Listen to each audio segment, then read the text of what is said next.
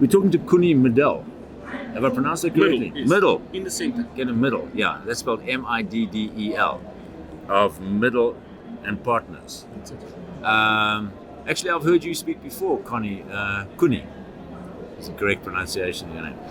I've heard you speak before at an accounting conference, and what I found interesting about your previous talk, going from memory, is I remember you were saying the success to any practice is networking. It's getting out there, and even if it's a small little town, and I think you've got a practice in a small town in Somerset West in the Cape in South Africa. And you're working for the local church and the local butcher and so on and so forth. Maybe just talk about some of the challenges that exist for an accountant in practice in small town South Africa. Yeah.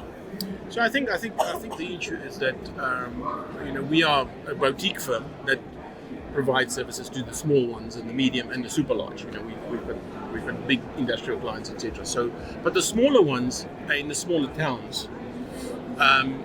The key is that these companies are generally confused about how the future looks in terms of how their business model should look. Who should they be selling to in the future? If they're selling to somebody now, margins are generally under pressure and revenues, etc., etc. So the type of services that we provide are actually addressing those needs of those smaller clients and saying, listen, okay, fine, how should our business model look? What are the products for the future? How should we engage with our customers? Is it online? Where should we be selling? Or should we be selling here? Or even though I'm small, maybe I should be considering export. Maybe I haven't considered it. I think one of the things that accountants are extremely trusted in the business world, right? Yeah. I mean, it's like you with your body, you'll trust your doctor to give you the very best advice. In the business world, it is the accountant. Yeah. More so than the lawyer. And but the accountant is expected to know everything.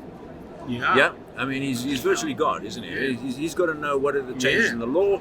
He's got to know, okay, we're running out of money here. How do we solve that? How do we solve our cash flow problems? Explain that process. So I think you're right by saying that accountants should be trusted, right? But the key is that what we must remember here is that your client, let's say he's in agriculture, he knows more about agriculture than you as an accountant. Because he's been in it for 25 years, in a sense. But what you can help that farmer with, or the agriculture company, is to guide them through a process in terms of saying, well, let's look at your future and facilitate and help him bring other parties at play in terms of helping to innovate, helping to rethink about how it's going to look into the future. Because I think as accountants, we have to be careful to say to clients what they should do. Right? Because the world is changing so fast, and you can get a lot of information on Google and all sorts of other media. It's a question of how do you take all this information that's out there, all this technology, all the things that are happening around the world. You've got to, as an accountant, say to the client, don't be so worried. I'm going to take you through a process and help you and guide you through it. Because I also don't account as an accountant. We don't know everything. We shouldn't say that we know everything. But we should give the client the comfort to say, listen, we're going to be on this journey with you. We're going to make sure... But what is the outcome that you're looking for at the end of it? The outcome is finally that your client says, I know how I'm going to tackle the future. I know how my future clients are going to look. I know how I'm going to run my business. I know how I'm going to operationally run my business to make profits right now. And I'm going to look at how am I going to tackle the future? So that there's also a future for me in terms of profits. But it doesn't help you just looking at what is right in front of you right now. So if you look at the role of the accountant over the last, the changing role of the accountant over the last 10 years, and of course you have different accountants. You've got specialists in tax. Yeah. You also are expected to know the law. Yeah. But it's become much more of an advisory role. Before it was bookkeeping mainly. There's your books. Yeah. You will wrap up the year, close off the books, done. Now you're expected to do a lot more than that. Correct. So accountant actually, so what we've been doing, we've been observing and learning from around the world. So we've been very active in terms of looking at trends around the world, in terms of what's happening, smaller businesses, larger businesses, etc., etc. So we have equipped ourselves with a lot of information to help the clients. So listen, you know what? In agriculture, this is what's happening there. In tech, this is what's happening here, etc. So accountants need to stop thinking about the past. They've got to start thinking about the future. And the way that you do that is to immerse yourself with what's happening around the world. Because your client was expecting you to say, okay, Coenie, so what's going to happen? in the world economy and what's going to happen to commodities, etc. And you've got to have much more knowledge about future trends. You've got to be able to help the client to say, we need to look at trends. Have you seen this trend? Have you seen the change? So does that mean that you've got to become familiar with his particular business and his sector? Well, I think that it would make a lot of sense. In our business, we have people that focus on certain specific sectors and such, so that helps quite a lot. But if you take a client that knows a lot more about the subject than yourself, you say to him, listen, okay, fine, there's a path, here's a roadmap of how we're going to... Sorry. You've got to say to the client, listen, here's a roadmap. This is what we're going to do. In a couple of weeks, in a couple of months, we're going to work out your new business model in terms of how it's going to look, how your future is going to look. And the client, actually, in fact, needs to have that as an accountant to say, listen, here's somebody that I can trust. There's somebody that is going to help me all the way. You don't have to know it all. And I think that's nobody knows it all. But right. we got a lot of information sources, etc. So what we do is, if in agriculture, as an accountant, I bring in agricultural experts to my client and say, listen, hey, you see this guy, he gives you a bit of information. Not selling, it's a question of immersing my client with more and more meaningful information about technology. And then I said to the client, okay, you've observed now what's happening around the world. I've helped you. I've also equipped myself with it. And now, these new technologies, and there's some problems that you have with frictions. You've got issues in your business in terms of cost, managing costs. Okay, we've got to look at all these things. How are we going to do it? Right.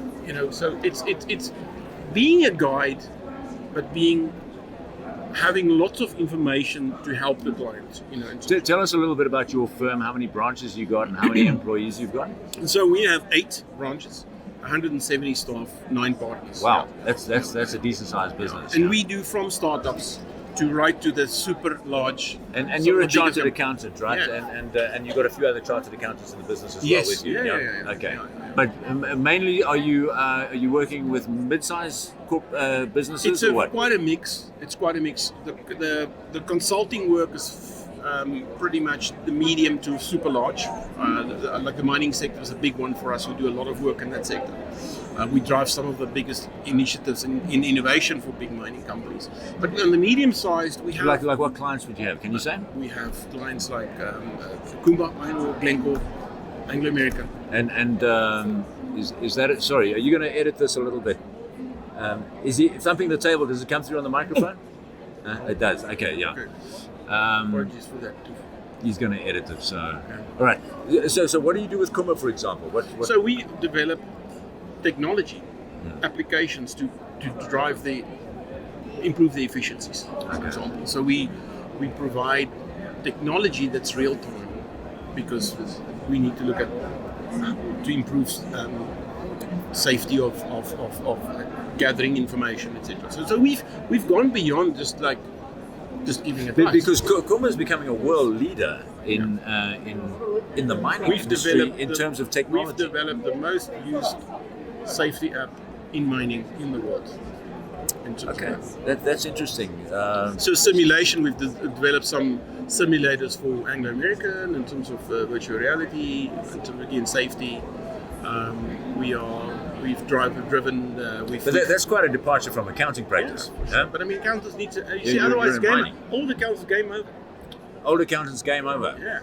So we are, for instance, we're working with the CSR in terms of their innovation drive. In terms of, but with the smaller clients, the smaller little clients, the guy that's a startup, we work with them.